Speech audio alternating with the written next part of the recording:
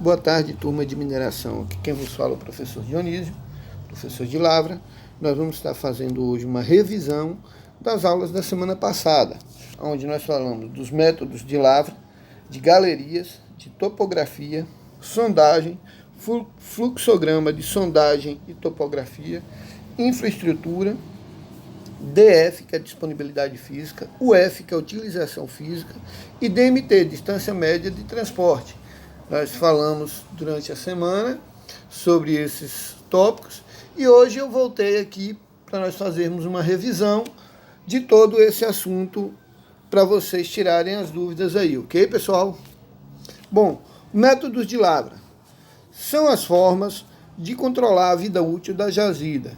Tem a ver com a localização do mineral, se horizontal ou vertical, dependendo de como esteja e que será definido o método de lavra, que pode ser a céu aberto, subterrânea ou de solução. Bom, pessoal, nós vamos ver aqui cada um desses tópicos aqui em separados. Céu aberto consiste em abrir o caixote para iniciar a cava, onde teremos níveis e subníveis separados por bancadas compostas de taludes, bermas, rampas, pátios de depósito de minério ou estéreo, de formato helicoidal, que vai se afunilando, podendo gerar ou não uma mina subterrânea. Elementos do corpo da mina a céu aberto: estrada final, vias de acesso a bota fora, vias de acesso depósitos de solo, vias de acesso a áreas administrativas, vias de acesso áreas de lavra, leiras, taludes, bermas e sinalização. As estradas finais, elas têm que ser delimitadas já no início do projeto, para que não tenha depois que voltar fazendo retrabalho e um custo desnecessário, pessoal. Ok? Esse bota fora, nós temos que buscar que ele seja o mais próximo possível da cava. Porque assim eu vou diminuir a minha DMT, a minha distância média de transporte. As vias de acesso, depósito de solo, elas têm que ser de fácil acesso à condução dos equipamentos. O depósito de solo, ele tem que ficar reservado em um local onde ele não atrapalhe qualquer movimentação mineral ou de estéreo, porque esse solo é um solo que ele vai ser reutilizado lá no PRAD, no plano de recuperação de áreas degradadas. Ele vai ser reutilizado para replantio quando o projeto for encerrado e for fazer o reflorestamento da área. Vias de acesso administrativas também devem ser já sinalizadas, já com a infraestrutura já toda montada. Vias de acesso à área de lavra, deve ser delimitado o acesso, né? Elas devem ter pontaletes com coloração azul, dizendo que é área de produção, é delimitado o acesso ali às pessoas. Leiras devem ser colocadas próximas às faces livres e na NR 22, no artigo 6.7, fala que toda a leira ela tem que ter metade do tamanho do maior pneu que por ela circule. Então, é uma delimitação da NR 22 e nós temos que segui-las, né? Taludes. O que são taludes? Os taludes eles podem ser naturais ou artificiais. Eles são feitos, quando naturais, são feitos pela ação do tempo, quando artificiais, feitos pelo homem com a aquisição de máquinas, com a utilização de equipamentos, né? As bermas. Bermas é o pé do talude ali. A berma ela deve ser mantida sempre limpa, em bom estado, para que você consiga perceber se há rachaduras, trincas ou até infiltração nos taludes. E sinalização. A sinalização deve ser feita toda através da via de transporte de equipamentos e deve ser feita toda pela equipe de infraestrutura com o apoio do SSMAC, que é Segurança, Saúde e Meio Ambiente. Dissolução consiste em lavrar o mineral depositado, todo o minério, em uma piscina de decantação, onde é composta de camadas de minério, calvígeno, cianeto, ácido ascórbico, com tubulações de drenagem por onde escorre a água utilizada para umectar, caindo em um reservatório com carvão ativado, que é levado para a eluição e depois fundição. Bom, pessoal, esse processo de diluição é pouco utilizado hoje no Brasil devido ao manuseio exposto do cianeto, ao manuseio exposto do ácido. Então ele é pouco utilizado, mas ainda encontra-se minas que utilizam esse processo. Aqui a Caraíba Metais mesmo utiliza esse processo de diluição, né? Onde o material todo decantado numa piscina, é jogado o cianeto, a água e o ácido ascórbico em cima, esse mineral é derretido e ele escoa por essa tubulação, cai nos filtros de carvão ativado, esses filtros são recolhidos para eluição, ele vai para a eluição, depois fundição para ser fundido as barras. As minas subterrâneas consistem em fazer galerias de acesso ao mineral de forma helicoidal, pode ser de extração via poço de shaft, skipway, ferrovia ou caminhões de transporte. Os métodos subterrâneos mais utilizados são o subleve cave, que é alargamento em subníveis, consiste em realce aberto, que desenvolve galerias de transporte, em paralelo à galeria de minério. Quando você lavra o minério de nível de cima para baixo, aí ela pode ser considerada também um VRM, que é vertical retrátil mínimo. Essa galeria vão exaurindo as suas capacidades de minério, são desmontados em formato de lavra para recuperar o minério. Ou se estéreo, são preenchidas com o próprio estéreo gerado durante o desenvolvimento da mina. Os níveis resultantes e subníveis ficando somente galerias de acesso. Bom, pessoal, lá na topografia nós vimos que níveis e subníveis, todos eles têm que ter uma cota, né? E essa cota é mantida através da topografia, onde eles tiram a primitiva, que é a primeira cota, e guarda lá no arquivo, e depois vai só alimentando o arquivo com as demais cotas, mantendo sempre o grade da galeria. Nós vimos também, através da topografia, como é medido o grade, né?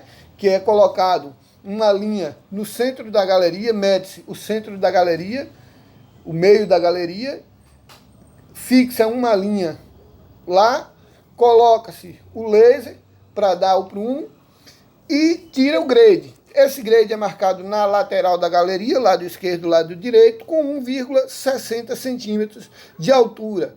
E algumas minas costumam pintar esse grade para delimitar ali, para sabermos que ali é o grade. Então eu não posso nem afundar a galeria e nem subir a galeria, mantendo fora do grade os níveis. Eu tenho que ter sempre aquele grade ali respeitado. O subleve cave, abatimento em níveis, parece muito com os cortes e aterros, por ser lavrado de baixo para cima, é um tipo de lavra em que o desmonte gera muita massa. Esse método consiste em lavrar a jazida de uma forma mais rápida e se parece muito com o método cut and fill, que é corte e aterro. Esse método ele gera muita massa, pessoal, e costuma exaurir a jazida mais rápido, porque devido ao acúmulo de massa gerado, são grandes desmontes e acumula muita massa, então a jazida costuma exaurir mais rápido. Aí quando eu preciso de uma produção mais rápida, eu preciso de uma resposta mais rápida ao meu projeto, eu utilizo o subleve cave. Block cave, abatimento em blocos. Não é muito utilizado aqui no Brasil. Em comum, todos têm galerias de transporte, e block cave geralmente tem uma calha, onde quando ocorre o desmonte, o material cai nela e vai escoando para o ponto de carga. Utiliza-se menos explosivos, e a fragmentação do material se dá por forma natural e por indução do próprio peso e deslocamento da massa do mesmo material.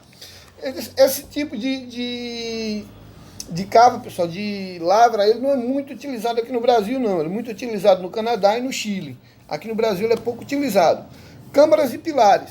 Todas as minas no Brasil utilizam esse método. As câmaras, os locais onde se executam os desmontes e extrai o minério, pilares, colunas de sustentação e teto das galerias. São geralmente desenvolvidas 100% dentro do minério. As câmaras são as galerias onde está o minério. Então o pessoal costuma produzir, ele faz furos tanto horizontal quanto vertical nas câmaras, faz os desmontes e permanecendo ali os pilares de sustentação do teto. Porém, Eu posso, Dionísio, retirar, remover um pilar desse? Sim, se houver uma necessidade, uma grande necessidade de remover um pilar, eu posso remover um pilar na seguinte frequência. Tira um, deixa um, tira um, deixa um. Os pilares eles têm em média 10 metros de diâmetro e tem a distância do tamanho da galeria. Se sua seção de galeria for 4,5 por 5 ou 5,5 por 6, ou seja lá qual for o diâmetro da sua galeria, vai ser a distância dos pilares. Eu posso remover um pilar e deixar um, não posso remover todos, porque aí eu vou estar desestabilizando o teto da galeria, gerando assim um desplacamento. Longual, paredes longas, muito utilizado em minas de carvão com minerador contínuo, onde o tipo de rocha é mais maleável, não necessita explosivos e consiste em fazer um furo piloto e vinha largando de dentro para fora, sendo transportado material gerado por uma correia transportadora. Também é comum o enchimento desse espaço logo que exaurir a extração. Onde nós temos uma mina de exploração de long way é em Taquari, Vassouras, em Sergipe, a única mina subterrânea da Vale, que ela explora minério lá nesse método de long way. Okay? Subdivisão em minas subterrâneas. Galerias são aberturas horizontais no corpo mineralizado que servem de acesso ao desenvolvimento e lavra. As dimensões das galerias a serem realizadas durante o desenvolvimento são determinadas de acordo com a estrutura geológica, potência do corpo mineralizado, inclinação em camadas e equipamentos a serem utilizados. Então, para eu desenvolver uma galeria, eu vou ter que, primeiro, identificar a estrutura do corpo geológico, né? A competência da rocha, na verdade, falando, a competência da rocha. Depois eu vou identificar o corpo mineralizado, o tamanho do corpo mineralizado e a quantidade, aonde ele está passando, a inclinação que ele passa. E por último, o tipo de equipamento que eu vou utilizar, como eu vou extrair esse minério lá. Só então eu vou definir o tamanho da minha galeria, eu vou definir o tipo de galeria que eu vou ter, a seção da galeria que eu vou ter. Travessa é aquela desenvolvida perpendicular à galeria, podendo ser utilizada como ponto de manobra, sondagem ou estocagem de minério. Rampa é uma abertura no corpo mineralizado ou não, que serve de acesso principalmente como galerias de transporte. Pode ter início na superfície ou a partir de um ponto interno da mina. Pode ser ascendente ou descendente. Shaft, poço, é uma abertura que serve basicamente de acesso, transporte de pessoal, material, serve para ventilação, pode ser vertical ou inclinado. Raising é uma abertura de dimensão pequena que serve de acesso, ventilação e etc. Pode ser vertical ou inclinado. Hoje, pessoal, depois daquele acidente lá no Chile, com a mina de carvão lá, que os mineiros ficaram presos lá, acho que 60 dias, se eu não me engano, coisa parecida, ficaram presos lá no subsolo. Hoje é obrigatório todas as minas terem reis de ventilação de uma galeria para outra, de um nível para o outro. Certo? Então, de um nível para um subnível tem que ter um raise. Esse raise ele tem que ser equipado com escada com guarda-corpo, com duto de ventilação, com tubos de ar, tubos de água e tem que ter plataformas de descanso. Nessas plataformas tem que ter bebedouros e tem que ter alguma forma de alimentação, quer seja barra de cereal, quer seja algum mantimento não perecível lá, para caso haja esse desplacamento e caso haja necessidade de um colaborador evacuar-se dali, utilizar esse raise como forma de válvula de escape e ele ter água fresca e alimentação para poder prosseguir o seu escape por ali. Oripasse é um tipo de abertura que interliga dois subníveis, servindo única e exclusivamente para passagem de materiais, minério, pode ser vertical ou inclinado. O West Pass é um tipo de abertura que interliga dois subníveis, servindo única e exclusivamente para passagem de material estéreo, podendo ser vertical ou inclinado. Vejam bem, pessoal, que Oripasse e o West Pass são a mesma coisa, só que um só passa minério e o outro só vai poder passar estéreo. Mas, Dionísio, eu posso inverter essa ordem? Posso. eu preciso confirmar com a minha gerência, confirmar com o planejamento, confirmar com a geologia, e só então eu mudar o este passe, eu jogar o ouro, e no ouro e passe eu jogar estéreo. Aí eu preciso de uma autorização da gerência para que eu possa fazer essa troca. SAMP é o tipo de abertura usado com reservatório decantador de água, podendo ser encontrado nas rampas e em galerias que se iniciam descendentes e depois se tornam ascendentes. Vias de acesso. As vias de acesso são desenvolvidas básicas que permitem atingir jazidas em um ou vários horizontes e servem para escoamento de substâncias desmontadas, quando a sua escolha e localização devem ser levadas em conta, entre outras condições, a topografia, o local, o tipo da lavra e os custos de produção desejado e etc. Ciclo de mina subterrânea. Para que ocorra o desenvolvimento subterrâneo, é necessário o ciclo de serviço. O ciclo é perfuração, desmonte, equipamentos fazendo a limpeza e remoção ou limpeza do material. Contenções, e as contenções elas devem ser feitas todo a cada desmonte, a cada avanço. Vamos ver aqui em detalhado cada um. Perfuração. O minério é perfurado utilizando máquina de perfuração, perfuratriz hidráulica, perfuração executada com diâmetro de comprimento e distância entre furos previamente calculados. Bom, pessoal, a perfuração, eu tenho dois tipos de perfuração. Ela pode ser perfuro cortante ou perfuro ou percurso rotativa, né? Essa perfuro cortante é um cone bit que ele vai cortando a rocha já no diâmetro que a galeria vai ficar. E a percussão rotativa, ele faz o furo, onde eu tenho que preencher com explosivo e fazer o desmonte. Desmonte. Furos previamente executados são preenchidos ou carregados com explosivos, procedendo-se então à detonação desta sequência, fragmentação do minério. Equipamentos, caminhão de transporte de explosivo e plataformas. Remoção ou limpeza, minério assim fragmentado é carregado até a planta ou ponto delimitado para guardar, estocar o minério. Beneficiamento, geralmente é situado próximo da mina. Equipamentos, caminhões de transporte, vagonetes, outros meios de transporte. Contenções, devido à estabilidade do maciço, após detonações, é necessário a aplicação de contenções para dar que o trabalhador tenha segurança dentro da mina. As contenções mais utilizadas são abatimento de choco de forma manual ou via scaler, equipamento apropriado para abater choco, aplicação de tirantes, atirantamento na rocha para conter blocos, placas, cunhas, etc., equipamento robote ou cabote, aplicação de telamentos para conter pequenos fragmentos com tamanhos maiores que 10 centímetros, equipamentos, robote ou caminhão de plataforma em aplicações manuais.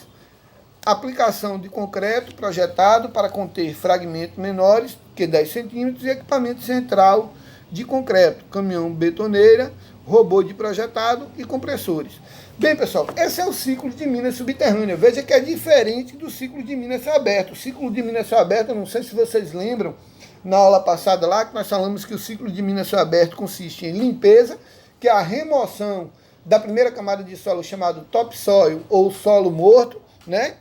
A marcação, onde vai entrar o pessoal da geologia e topografia, fazer a marcação do primeiro fogo, onde vai abrir o caixote, né?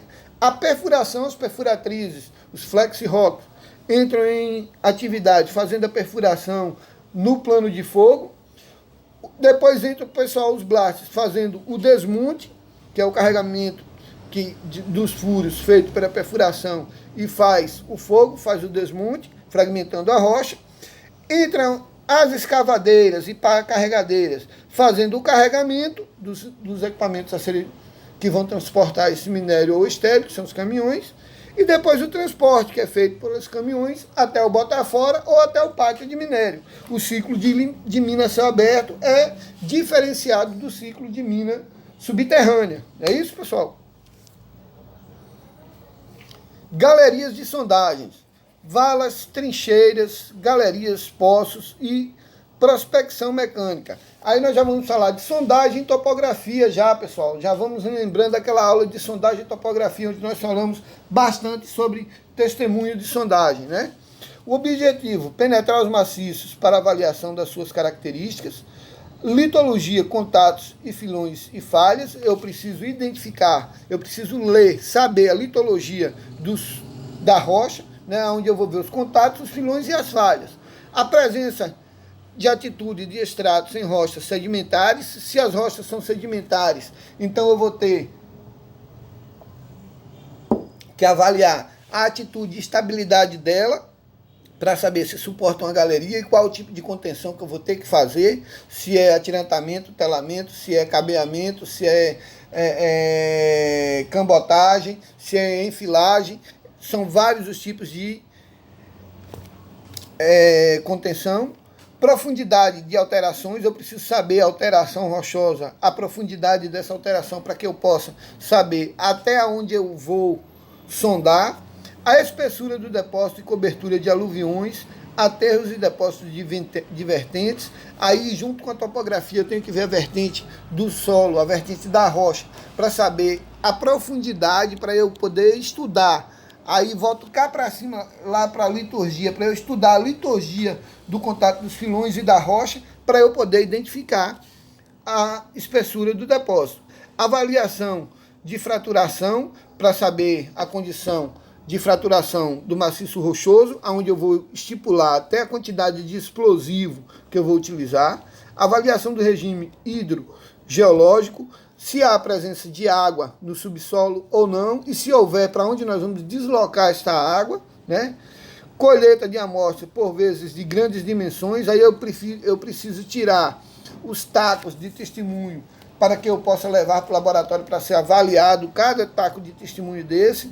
Lembra que eu falei que cada taco tem que permanecer, tem que ser fiel, como ele sai da haste de sondagem ali, tem que colocar na caixa de amostra, e essa caixa tem que ser lacrada, tem que ser identificada e mandada lá para o laboratório para que seja analisado. Detecção de zonas de subsistência, as zonas onde há subsistências de materiais intrusivos, né? Definições de profundidade de tratamentos de terreno, o quanto eu vou ter que tratar, se há uma cunha, se essa cunha é profunda, se eu vou ter que desviar dessa cunha, ou se eu vou ter que telar ou atirantar ou cambotar ou enfilar essa cunha.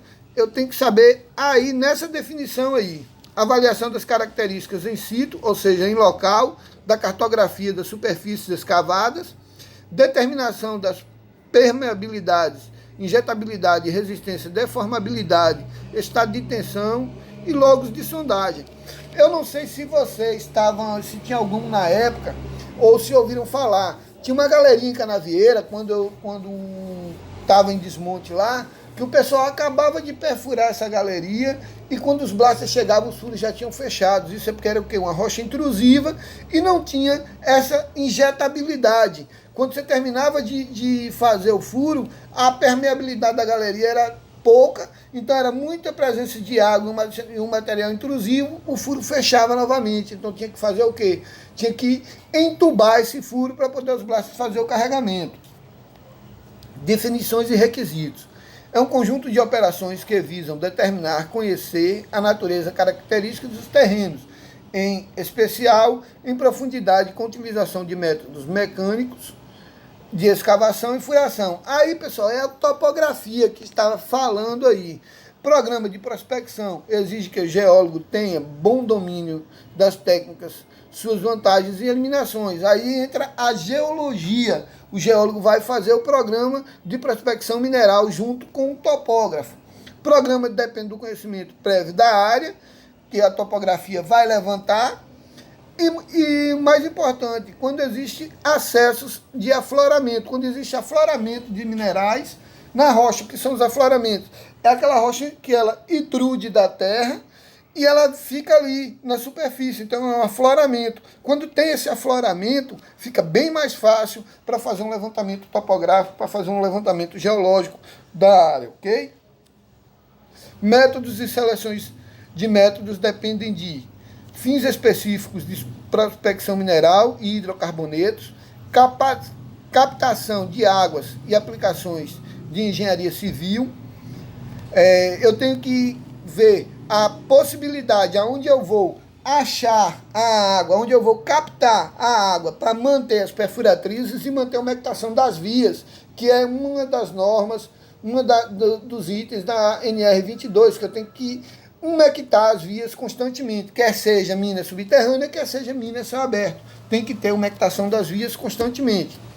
Em prospecção geotécnica, depende também de dimensões de obras e suas características, exemplos, diâmetros de extensão de um túnel, tipo de dimensões de uma barragem, características do maciço e estudar complexidade, heterogeneidade da rocha. Isso tudo é geologia e topografia que fazem juntos.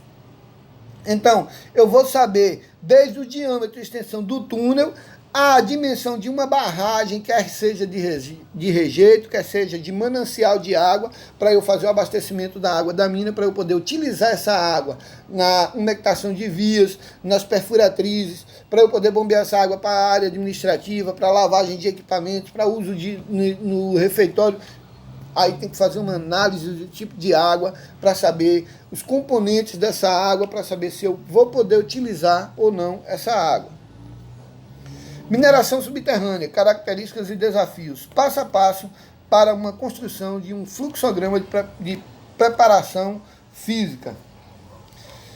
Intuitivamente, a palavra amostra nos remete a uma parte de todo, mas não uma parte de qualquer uma parte tida como representativa de formação que buscamos. Para isso fazemos uma amostragem e assumimos que as informações de cada amostra, quando trabalhadas artisticamente, representam o todo. Focando o tema no mundo da mineração, nos deparamos com outro conceito importante. Para se entender o processo envolvidos em um procedimento de amostragem, temos que ter bem definidos os seguintes termos. Amostragem, amostragem é eu recolher o material e levar para o laboratório para ele ser analisado. A amostra é o material recolhido, né? Incrementos é o que eu vou utilizar para fazer essa retirada da amostra.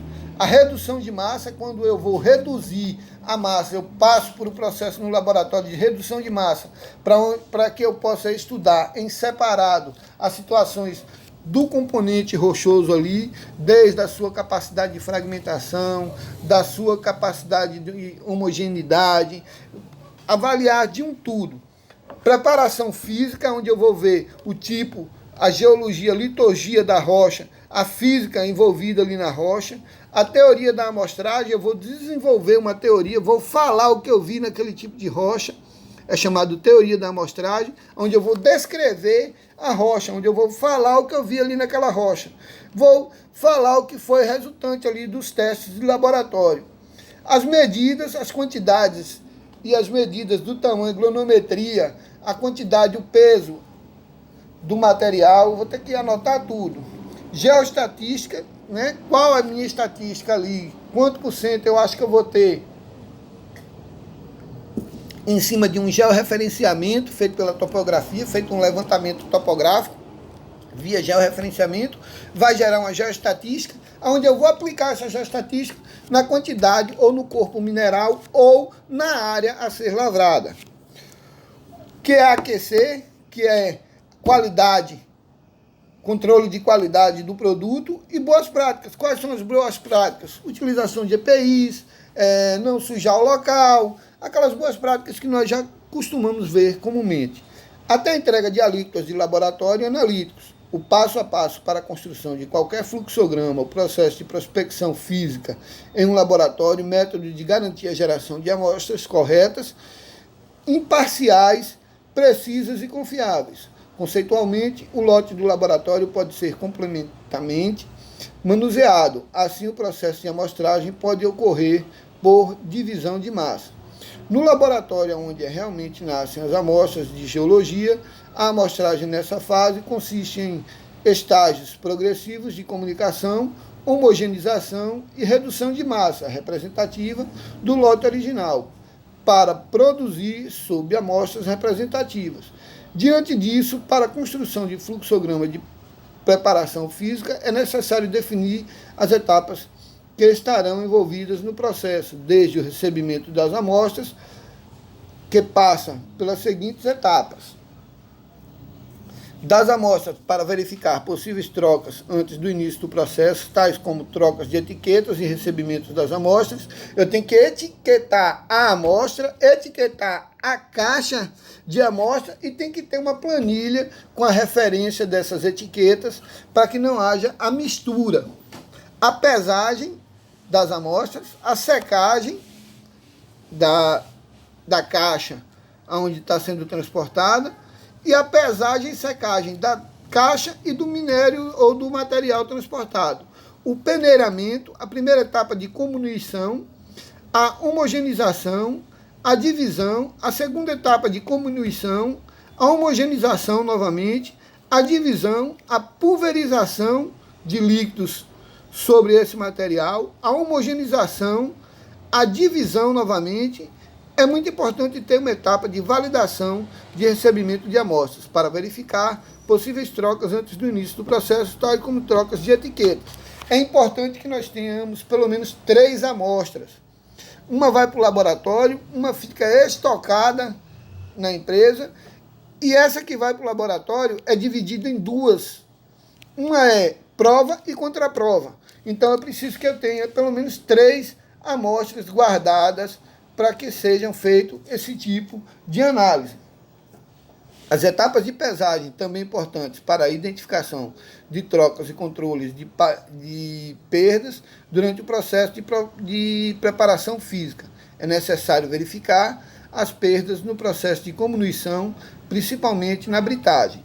O processo de secagem é fundamental para que o processo de divisão seja eficiente, porém a temperatura e secagem deve ser bem controlada para matrizes que possuem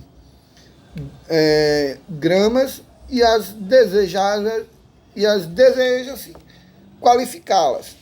Estes elementos e temperaturas de secagem devem, por vez, ser no máximo 60 graus centígrados para matrizes que não apresentam elementos voláteis.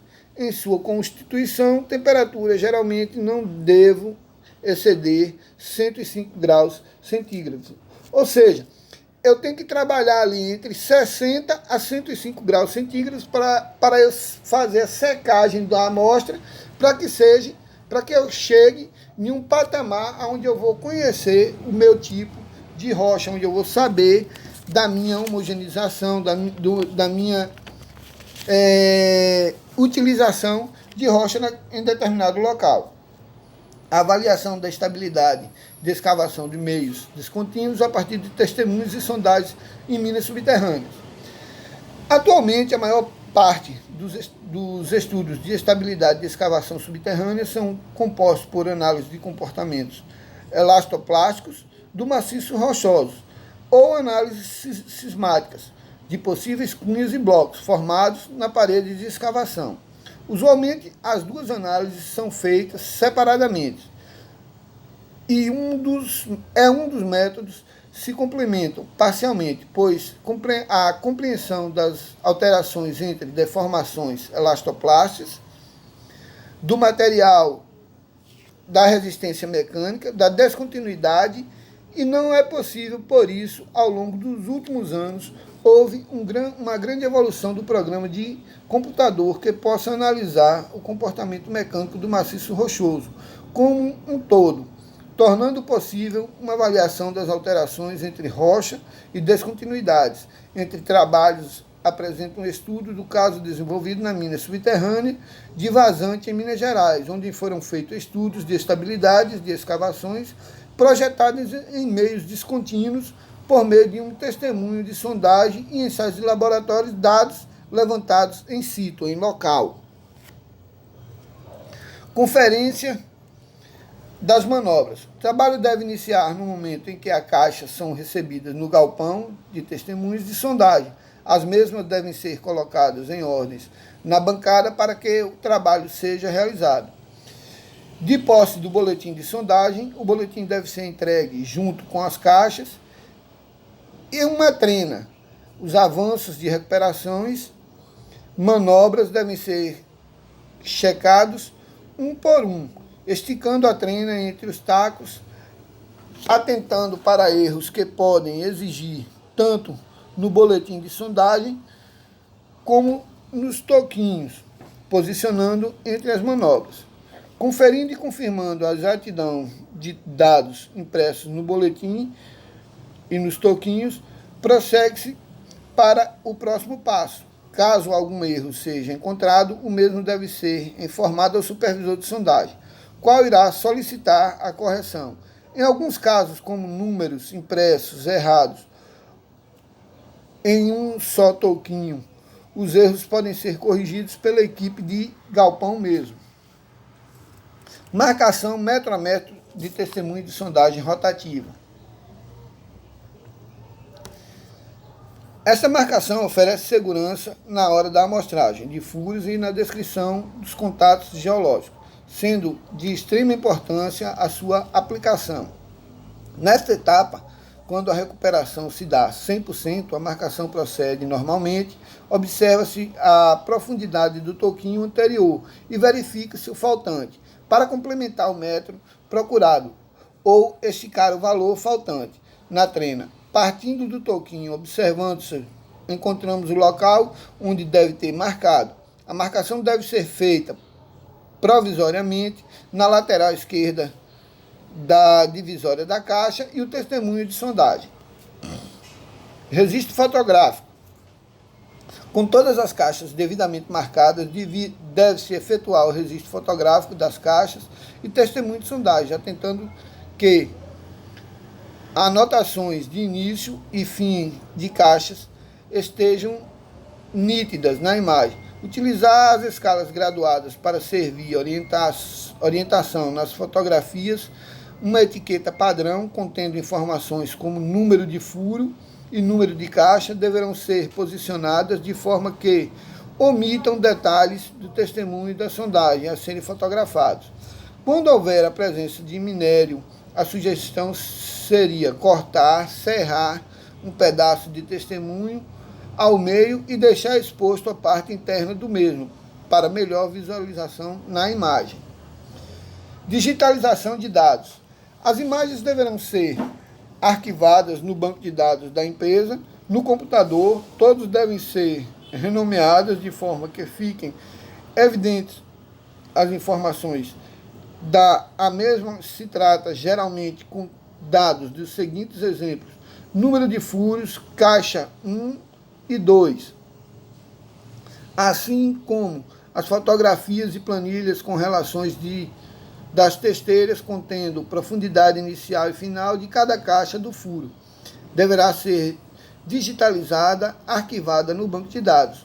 Concluindo, seguir passo a passo a sequência acima facilita aperfeiçoar o trabalho com testemunho de sondagem rotativa, possibilitando assim uma alta na produtividade e pouca possibilidade de erros nos trabalhos realizados do galpão pelo técnico em mineração. Sondagem percussiva.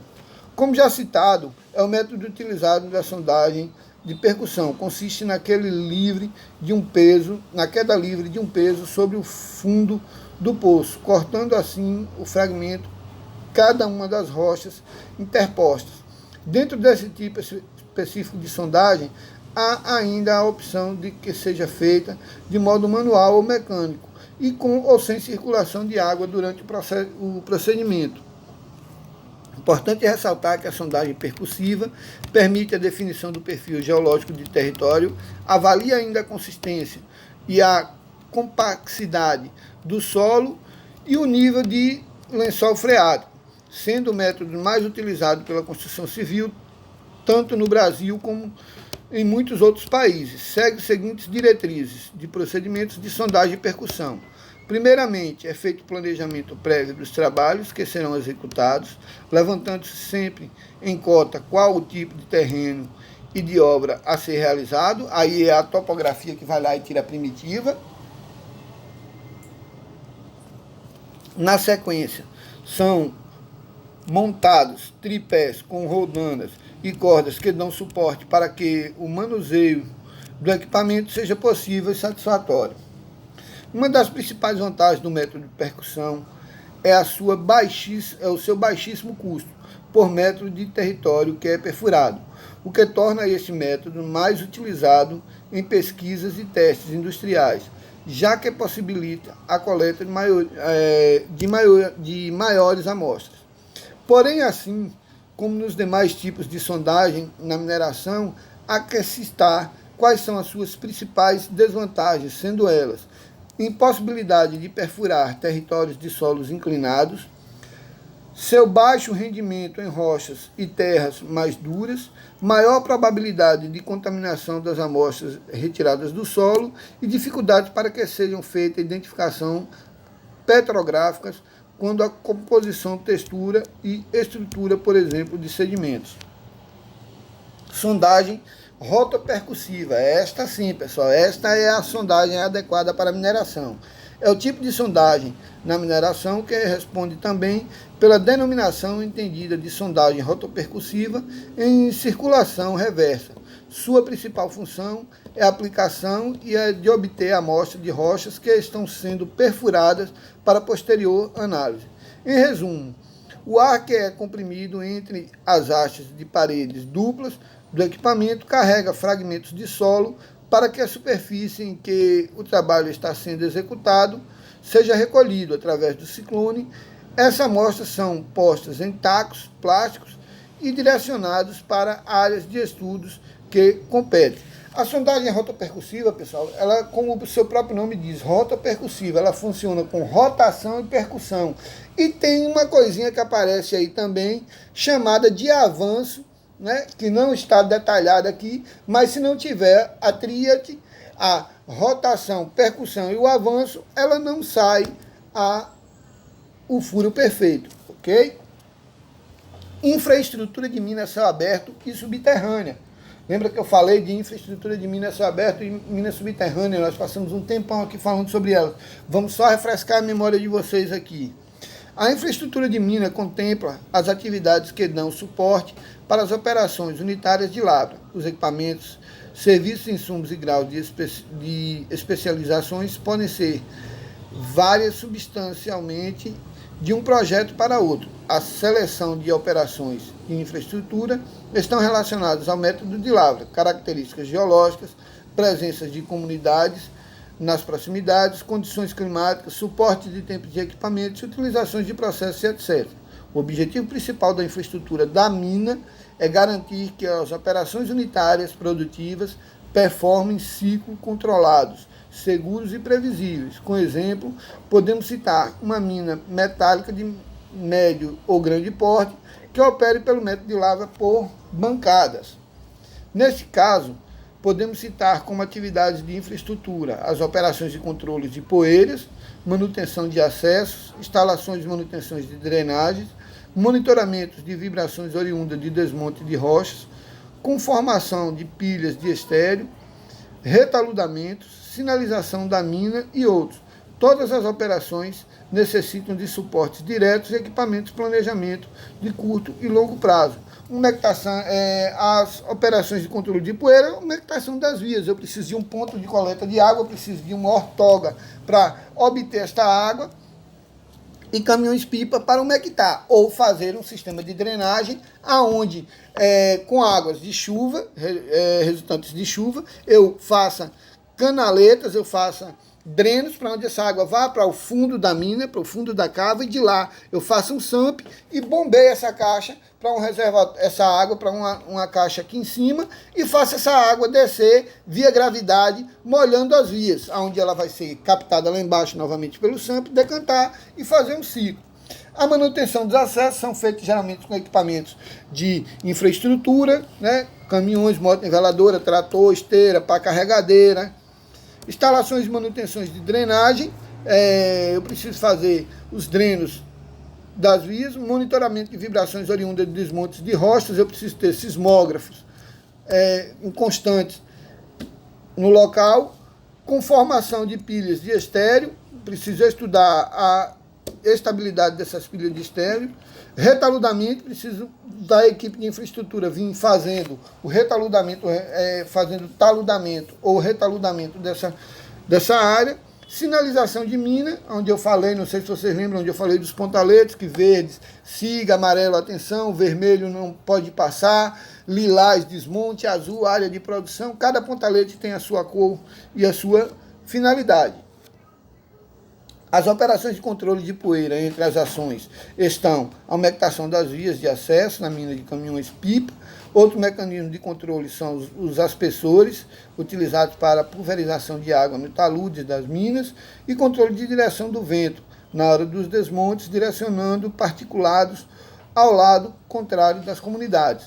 Manutenção dos acessos consiste em manter os acessos em perfeitas condições para tráfego de equipamentos, transportes de todo o material retirado da mina e da confecção de novos acessos, obtenção do projeto matriz e as normas regulamentadoras NR22, instalação e manutenção de drenagens, confecções de drenos para escoar águas oriundas de chuvas e da própria umectação, canalizar possíveis afloramentos de água da cava, confeccionar SAMP de captação para reutilização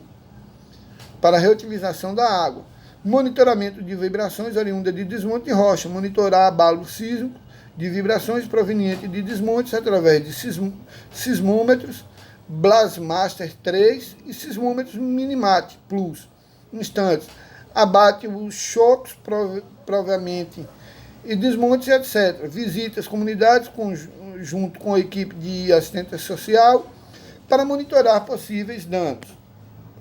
Com formação de pilhas de estéreo, orientar o controle junto a topografias e as pilhas de estéreo, delimitar o pit final, manter as pilhas com taludamento e leira de pontos de manobras em perfeitas condições.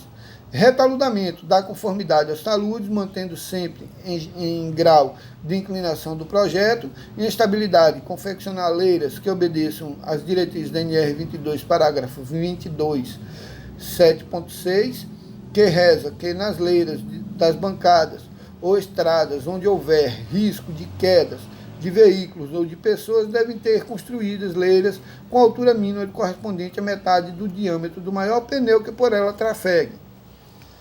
Sinalização da mina e outros. Aplicar na sinalização em toda a mina uma conformidade com NR22, que fala a aplicação de placas com nomes de níveis e logradouros, sinalizações de vias de pedestre, ponto de controles de caso de emergências, rotas de fugas e aplicações de pontaletes e sinalizadores. Essas placas, essa sinalização, pessoal, elas têm que obedecer ao CTB, o Código de Trânsito Brasileiro. Essas placas elas têm que ser indicativas, normativas e de regulamentação. Na mina, nós não temos como fazer, muitas das vezes, nós não temos como fazer faixa de pedestre. Então, coloca uma placa aqui, faixa de pedestre, e subentende-se que ali tem uma faixa de pedestre. Cria-se uma alusão de uma faixa de pedestre ali. Tem que fazer também isolamento de toda a área, com delimitações de limites de velocidade, colocar nas áreas os limites de velocidade e as placas informativas, onde eu tenho que utilizar, é obrigatório o uso de capacete, etc. Olha aqui, exemplo aqui de algumas placas de sinalização de mina. Projeto de infraestrutura de uma mina subterrânea. Após a modelagem do corpo mineralizado e de acordo com o banco de dados geológicos definidos no limite da cava a céu aberto, em relação aos aspectos econômicos e a segurança ambientais, aloca-se as vias de acesso principais para uma mina de subsolo. Foi utilizado uma rampa de zigue-zague como acesso principal em detrimento de helicoidal, de modo que a rampa fique sempre próximo ao corpo mineralizado, facilitando os acessos aos níveis, até mesmo aos subníveis. O desempenho da rampa foi feito para confeccionar as rampas subterrâneas que acompanham o corpo mineralizado.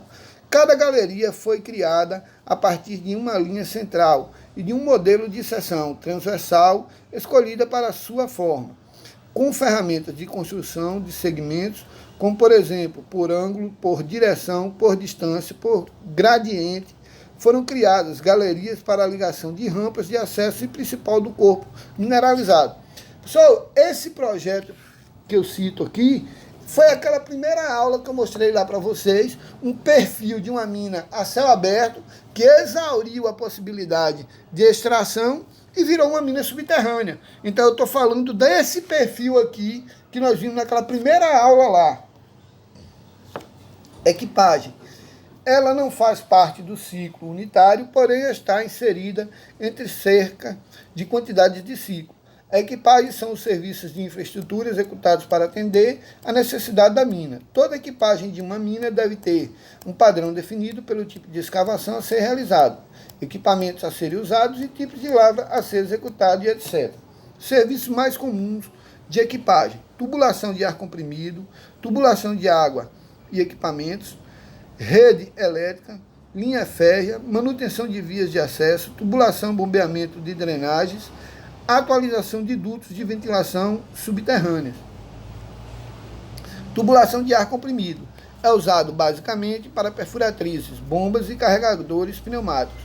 Não se deve instalar compressores à margem da estrada, de chão ou local que tenha muita poeira, para evitar contaminação do ar.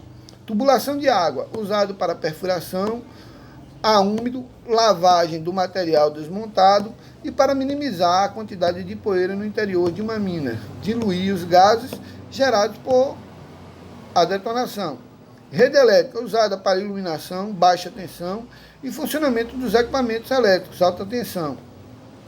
Linha férrea, típico de mina semi-mecanizada, quando utiliza carregadeiras sobre trilhos e vagonetes como meio de transporte. Manutenção de vias de acesso. É necessário que sejam bem conservadas as vias de acesso, observando os estados de cabos das cabines de transporte pelo shaft, ou manter as rampas e galerias em condições de tráfego seguro, viabilizar a sinalização da mina, obedecendo os planos de trânsito de cada empresa. Drenagem é a retirada de água de uma mina de maneira organizada, que não haja danificação das suas vias de acesso, podendo ser executada por gravidade ou através de bombeamento. Divide-se em natural e artificial. A natural é aquela cuja água escoa sem o auxílio de equipamentos, através da gravidade ou diferença de nível. Artificial, a queda é feita com o auxílio de equipamento próprio para este fim. Bombas também chamadas de drenagem forçada ou bombeamento. Equipamentos usados. Bomba: retira o material da água de um local não desejado para outro local, aonde ele não venha prejudicar o andamento dos trabalhos. Mangotes e dutos: canaliza a água para que chegue ao seu destino. Classificação das bombas quanto ao funcionamento e alimentação. Pneumáticas funcionam através do ar comprimido, geralmente são bombas imersas. Elétricas funcionam com auxílio de energia elétrica, podem ser imersas ou submersas. Combustível funciona através de combustão de derivados de petróleo e normalmente são imersas. Quanto às condições de funcionamento, submersas é aquela que trabalha total ou parcialmente dentro do líquido a ser bombeado, geralmente são elétricas. Imersas é aquela que trabalha totalmente acima do líquido a ser bombeado ou fora dele. Os principais fatores para a escolha adequada de uma bomba: líquido a ser bombeado, alimentação para funcionamento, pneumática, elétrica ou combustível, a vazão e a altura manométrica. Vazão de uma bomba é a capacidade ou quantidade do líquido que uma bomba é capaz de recalcar. A vazão é medida em metros cúbicos por hora. Altura manométrica é a altura máxima em que uma bomba é capaz de recalcar, mantendo a sua vazão normal. Pressão é a força na qual a água chega ao final da tubulação. Disponibilidade física, DF. Utilização física, UF. E DMT, distância média percorrida. Nós vimos ontem, na aulinha de ontem, o que é disponibilidade física. Disponibilidade física é definida como a probabilidade de que um item possa estar disponível para utilização em um determinado momento, ou durante um determinado período de tempo, o mesmo calculado a partir das divisões de tempo, de operações e número total de falhas no período.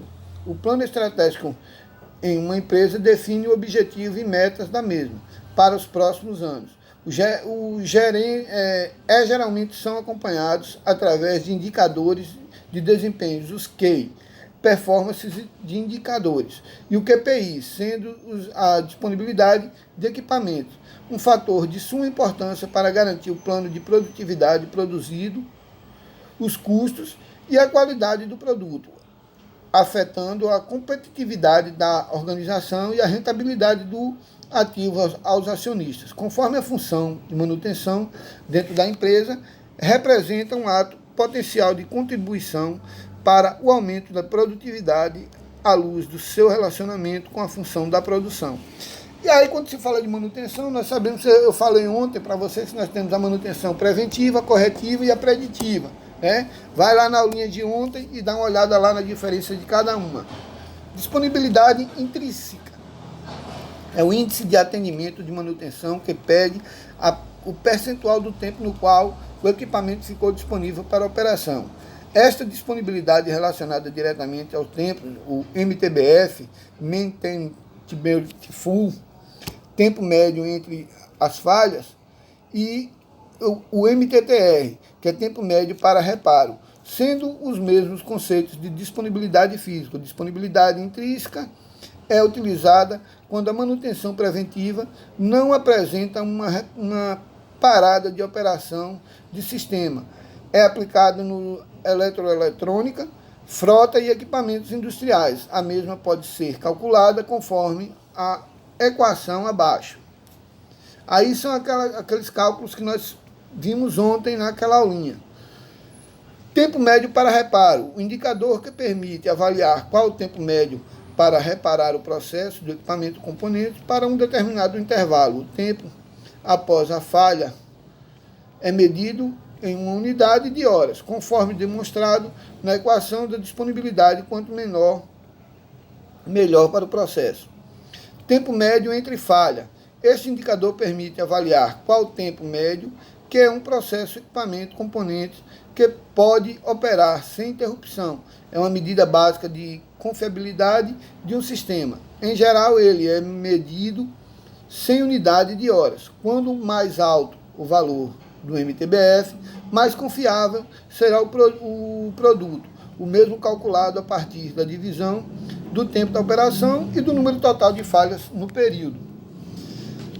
Tempo médio para falhas. Esse indicador é utilizado para componentes que não reparáveis, ou seja, após apresentarem falhas, os mesmos são descartados e substituídos por novos, tendo então um MTTR igual a 0, sendo calculado através de relações entre a quantidade de horas do equipamento em operações, dividido pelo número de falhas detectados aos componentes não reparáveis.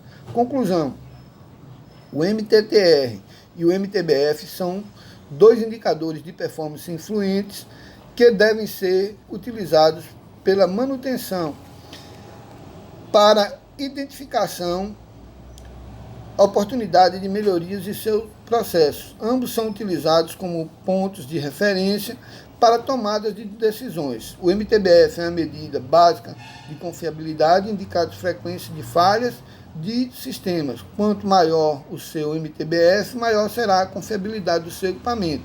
Se após a manutenção preventiva o seu indicador aumentou, isso indica a qualidade do seu processo. Utilização física é o período em que o equipamento fica à disposição da operação, podendo ser utilizado ou não, quer seja por falta de operador ou falta de frente de trabalho, ou até mesmo esteja em operação. Essa hora é contada para os dados como equipamento liberado. Ok, pessoal? Então nós vimos aí a nossa revisãozinha básica, relembramos os assuntos aí de métodos de lavra, de galerias, de topografias, de sondagem, fluxogramas de sondagem e topografia, infraestrutura, de DF, de UF e de DMT, que é a distância média percorrida. Como eu vou medir a minha distância média percorrida? Vocês lembram como eu expliquei para vocês ontem, né? Eu tenho que medir o tempo que o meu equipamento gasta para carregar o caminhão, o tempo que o caminhão gasta para chegar ao ponto de descarga, o tempo que o caminhão gasta para descarregar e o tempo que o caminhão gasta para retornar para o ponto de carga. E só então aí eu vou conseguir medir a minha DMT. Eu tenho que medir o tempo e calcular a quilometragem. Através da DMT, eu consigo identificar quantos equipamentos eu posso colocar em cada frente de trabalho ali. Ok, pessoal? É isso aí. Fica um abraço. Até a próxima.